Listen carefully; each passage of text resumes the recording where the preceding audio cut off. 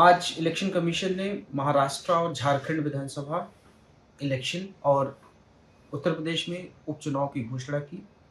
हालाँकि मिल्कीपुर विधानसभा की घोषणा इस वजह से नहीं की गई क्योंकि वहाँ पे मेरे द्वारा एक याचिका फ़ाइल की गई election petition Lucknow high court में। मेरे क्लाइंट गोरखनाथ जो वहाँ से विधायक भी रह चुके हैं और इलेक्शन पिटीशन हमने गोरखनाथ के द्वारा फ़ाइल की थी, जिसमें हमने ये माँग की थी कि जो अवधेश प्रसाद जी जो अब सांसद बन चुके हैं, उनके द्वारा जो एफ़िडेविट फ़ाइल किया गया था इलेक्शन कमीशन के पास, रिटर्निंग ऑफिसर के पास, वो बिल्कुल फ़ॉर्ज है, फैब्रिकेटेड है क्योंकि जो नोटरी उन्होंने कराई थी, ये मेरी याचिका है Gorakhnath versus Awadhesh Prasad Lucknow high court में।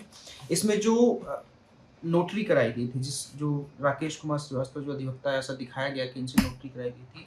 उन अधिवक्ता महोदय का जब हमने आरटीआई लगाकर पता किया तो उन अधिवक्ता महोदय की नोटरी, ये देखिए यहाँ पे अगर आप पढ़ेंगे तो उन अधिवक्ता महोदय की नोटरी एक्सपायर हो चुकी थी 2011 में, जबकि 2022 के जब चुनाव हुए थे, उस इलेक्शन में इसी अधिवक्ता द्वारा नोटरी कराई गई थी।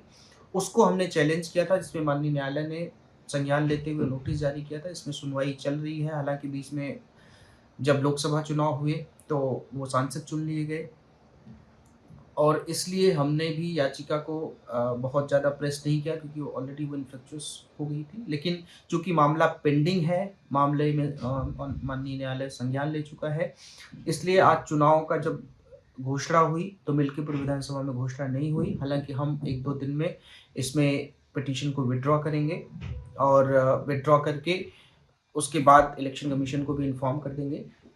और दूसरी बात जो मैं देख रहा हूँ सोशल मीडिया पे कि बहुत सारे लोग इस बात को बहुत गलत तरीके से कर रहे हैं कि मिल्कीपुर से बीजेपी डर गई, इसलिए वहाँ पे अनाउंस नहीं हुए।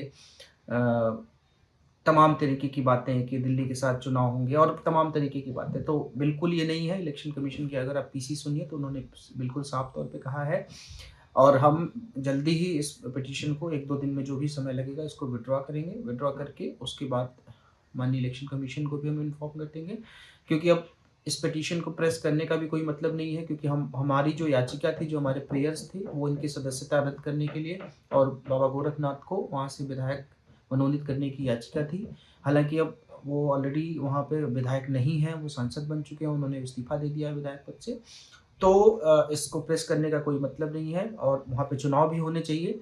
ये बात मुझे लगा कि आपके संज्ञान में आना चाहिए, इसलिए मैं ये बात बता रहा हूँ। धन्यवाद। जय Hind. For exclusive and insightful videos, subscribe to our new channel ABP Live Premium.